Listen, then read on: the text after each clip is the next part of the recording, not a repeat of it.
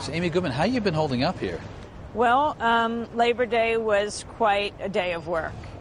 It was the first day of the Republican convention, so around 4 o'clock I was on the floor. Then I got a call on my cell phone that our reporters, our producers, Nicole Salazar and Trufa Belkadous, had been arrested and were bloodied by police covering a protest here in St. Paul. So you're inside the convention arena, center, on the floor of the convention floor. So you make a beeline out to find out what's going on with your producers. Yes, and we raced to the site where they were, Jackson and 7th in St. Paul. When we came, the police had really locked down the area. There was a long riot police line.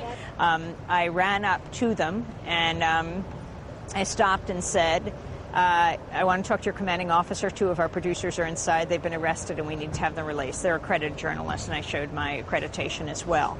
I mean, it wasn't seconds before they grabbed me and tossed me through the police line, pulled me through the police line. They twisted my arms back, and they forcibly put on those plastic, rigid cuffs that just dig into your wrists. They pushed me against a wall, and they pushed me down on the ground. I demanded to see our producers. I finally saw Sharif across the parking lot. This is one of the producers. One of our producers, and he was in handcuffs, his credentials in full view. I demanded to see Nicole. They brought me over to Sharif. I kept saying, we are journalists, we're fully credentialed. With that, a Secret Service agent came over and ripped my credential off. Also took Sharif's high security credential. Well, I want to understand this better. Your arms are behind your back, and somebody came by and took the credential? Yes, I couldn't do anything, and the Secret Service agent took the credential.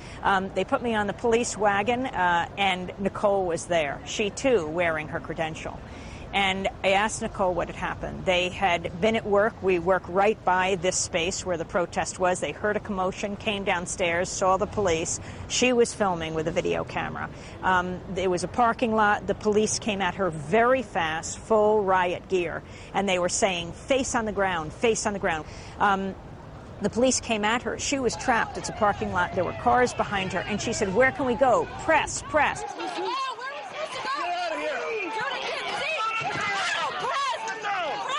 And she's showing her press credential, and she's filming.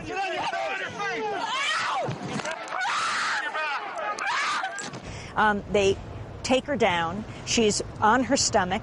They've got she didn't know if it was their boot or their knee between her shoulder blades. And another one, inexplicably, is pulling on her leg, and they're saying face on the ground. So her face is bloodied as she is pulled. That's what happened with the 2 of them. But we should point out the context of this. Thousands of people demonstrating here in the Twin Cities peacefully. However, there have been some people who have been breaking windows. I think actually the window where you have your studio got broken the other day? The building. The building did? Yeah, the window was broken. I mean, I think the point here in this situation, when I arrived on the scene, police had secured the area. They were in total control. So when I came up, I was the only one in that line of police, and I was in front of them. And I was just saying, I want to talk to a commanding officer. I want my reporters, my producers released. Goodman's producers both face felony riot charges. Goodman herself was charged with interfering with a peace officer and misdemeanor obstruction of the legal process. Their attorneys are working to have the charges dropped. Now, you attended a press conference where the St. Paul chief of police was asked about this? When I got out of jail that night, the next morning I heard that the St. Paul police chief, John Harrington, was holding a news conference. So I went to the news conference and asked him how we are to operate in this kind of atmosphere, what they're telling police they should be doing, and what they're telling press they should be doing. How can reporters do their jobs in covering people speaking out against what they see going on here? He suggested embedding in the police mobile field force. Embedding, like Iraq embedding? Yes, embedding there. It's in the front lines of troops. Well, here, in some cases, it's all too often similar, I should say. But, you know, we're unembedded. We're independent. And it's absolutely critical to have independent journalists in a time of war, in a time of pressure like this. I mean, here at the Republican convention in St. Paul, last week at the Democratic convention in Denver, it's supposed to be celebrating the finest of the democratic process.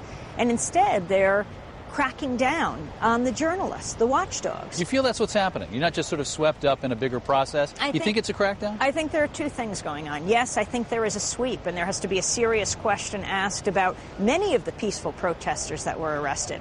But also, we are so clearly marked that it is specifically not separating out journalists. It has not only been us. The day we arrived, 2 days before Labor Day, I got a text when I was at the airport that the police were raiding the Eyewitness Video Collective home. They had come into town. They're going to be documenting what happened at the Republican convention, and the police had surrounded the area. We raced there. The police were there. Eileen Clancy, the head of Eyewitness Video, was, along with others, in handcuffs in the backyard. What happened with Eileen Clancy and this group that are so well known, especially in New York, for documenting what happened at the Republican convention in 2004. Yeah, they train their cameras on police action in just the situation. Right. And here, I mean, there is a direct targeting that is going on. Because this incident you're talking about is before the convention has actually started. Oh, this is what is called a preemptive raid. You know, Tom Cruise, Minority Report, being arrested for pre-crimes? Yes, I remember that film. Before the crime happens. That's right. Well, this is a preemptive raid. And we saw the warrant, which, by the way, was for the house next door and not for theirs. But it said, among other things, hard drives, computers, cell phones. So they tossed the place. They're getting directions from higher up. And this idea of preemptive raids, preempting crimes. And what are the crimes? Eyewitnessing what the police are doing. Amy, what do you think the effect of these kind of actions can be? I think we're talking about a real chilling effect. People are afraid to go out. Is it worth it? I mean, people believe in the principle of bearing witness, but there is a limit. I mean, you don't want to be hurt. The police chief and the press conferences that have been held since we were arrested, they talk about, well, they're investigating whether to bring certain charges. I said, are you going to be investigating the police officers as well? Are you going to be investigating misconduct? It's not just about whether charges will be dropped against innocent people. It's about bringing charges against those who are abusing their power. You're making a lot of very interesting points. There's a quadrillion members of the media in the arena right now. And if the word is out that pretty much they're sweeping up reporters as well, you're liable to stay inside in the relative safety of the arena. Well, that's a key point. And several journalists have said to me, well, why is it that some reporters are getting arrested, but many of us are not? And I just simply said, are you out in the streets? Are you there covering? 90% of life is just showing up.